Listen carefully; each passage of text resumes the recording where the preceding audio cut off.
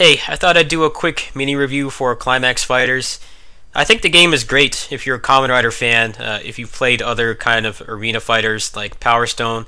It's very similar to that game, even down to like the pretty simple combo system and the transformations and stuff. I think it's the most similar to the first Power Stone game in terms of like the graphics and how the controls work and stuff. This is a little more advanced. It has some kind of mechanics from the Gundam versus games like the air dashes and the back steps and stuff, but overall it is not worth the asking price unless you're a Kamen Rider fan, which even that is kind of like it's a bit of a stretch. There's not really any single player content. I can go ahead and show you right now.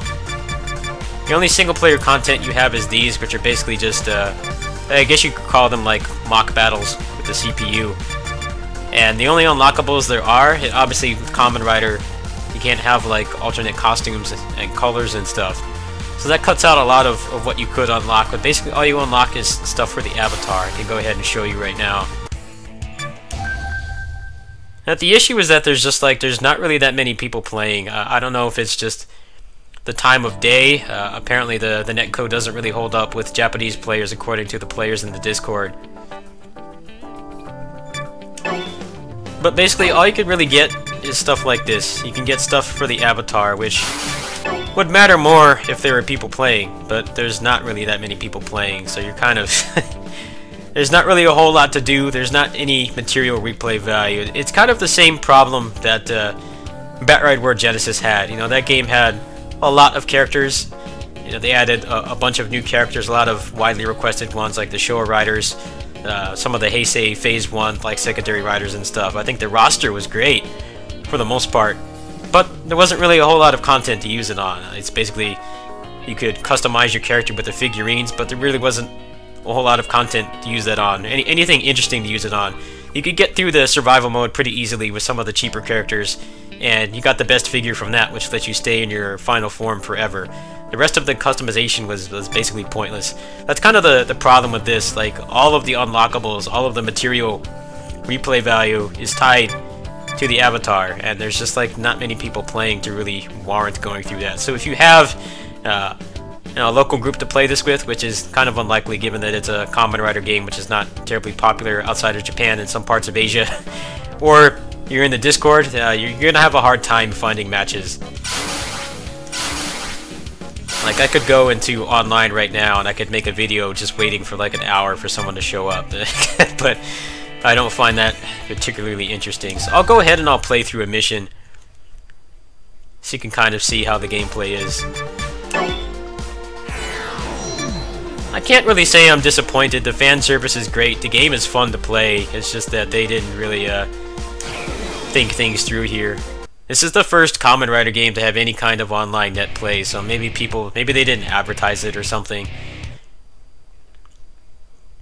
I paid about $62 for this, and I don't regret it. I've had fun just messing around with the combo system, but I have to admit I'm a little disappointed there's not many people playing online. So if you're looking for something more like Guilty Gear, which has like a robust single-player mode, or Blaze Blue or something where they have a lot of narrative, they have extra modes where you can power up your character and stuff, this is definitely not the game for you. Like, if you just want something bare bones where you can just play and that's it, then the game is fine.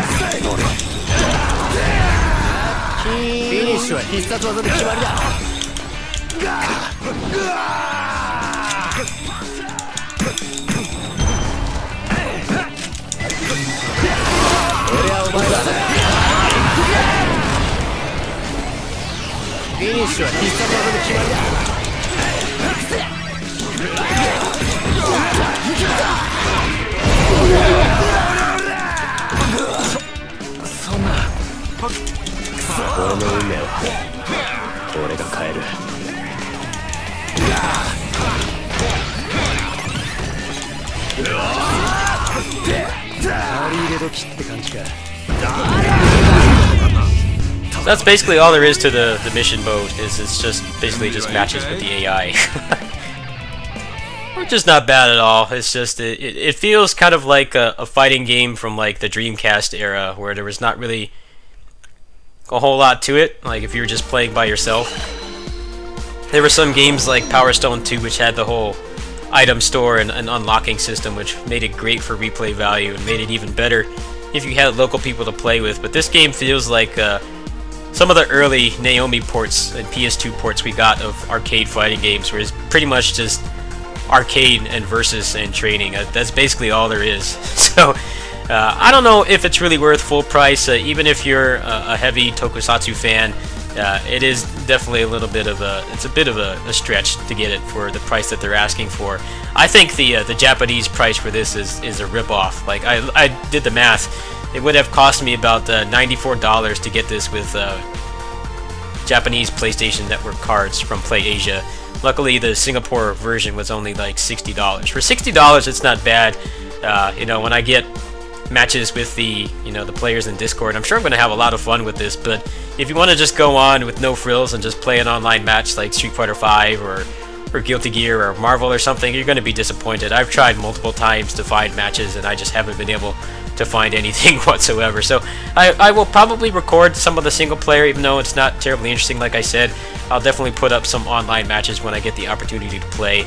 They tend to ping me whenever I'm busy playing something else, so I haven't been able to do that yet. But when I can, I'll definitely share that footage with you guys. But there's not really a whole lot of stuff to share on this at all. I pretty much have covered the core mechanics and the combo system. The rest is pretty much just playing matches because there's not really a whole lot else to do. I don't know if they're going to do DLC for this. Normally with these games they do DLC for the final form of whatever show is currently airing. So like for instance, whatever Build's final form is going to be. I don't know if they're going to update with that. I don't know how well the game is selling. It seems like people just aren't playing it. And if they did buy it, they didn't, they're not playing it online. So if you're looking for a stable, robust online community, I'm afraid this game's going to disappoint. But if you just want to play and beat up other Kamen Riders with cool moves and stuff, then the game definitely delivers in that regard. Anyway, catch you guys later. Peace.